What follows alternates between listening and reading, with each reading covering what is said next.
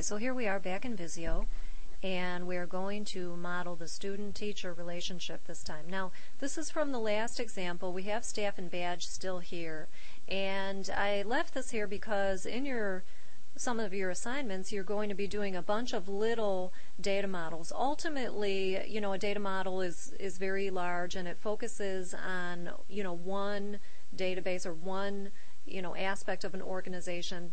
And so it's not really typical to have just a bunch of little data models. But in your homework assignment, it will be, because we're just changing the scenario for each problem. But basically, what I don't want you to do is put them all on the same drawing. Let's at least put each model or each solution on its own page. So what we can do is, you see me here where it says page 1, basically in your homework, if you can just double click right there and name it something descriptive, like here in this case it's the staff badge, okay, and then I press enter to set that. It's kind of like naming a worksheet in Excel. And now what I'll do is right click and do insert page. And why don't we name this one student teacher, whoops, or something along those lines, something descriptive. And then we click OK. And then I have to fool around with my the view there. So what you can do is just keep adding to the same drawing. You know what? Now would also be a good time to save. I'll just throw this onto the desktop there. Okay. So basically, we are going to model the student-teacher relationship, and this is what we're aiming for.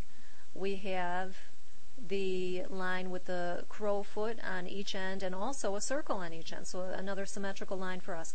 So let's throw down the student entity. We're going to name it student, and we will also do the teacher entity. Whoops. I drew a little line there by mistake. That's okay. You can just, the line is selected. You can see it in green. Just press delete on the keyboard. You'll do a lot of, accidentally drawing a line. The reason I accidentally drew that line is I'm still in the line drawing mode, which is where I want to be now at the moment. But let's say I wanted to move these around a little bit, see how the teacher is up. And, don't get too picky about the way things are laid out here. It should look neat, but not perfect. Some of you will try to, and aim for perfection. You really do have to choose your battles in this class. So I'll let you know that I'm not too picky about the way things look. So if I wanted to move this down a little bit, I'll click my pointer tool there. And now I'm back in, kind of a regular mode as opposed to the line drawing mode.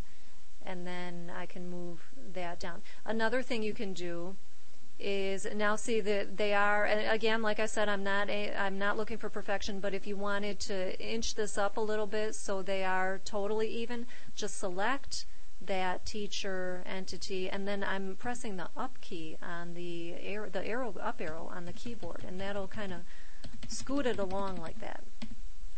Okay, so maybe I'll move this out this way too. All right, so that's good enough.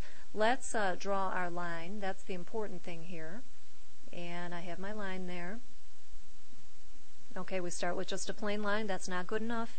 We are going to right-click, Format, Line. We want to do the dash thing.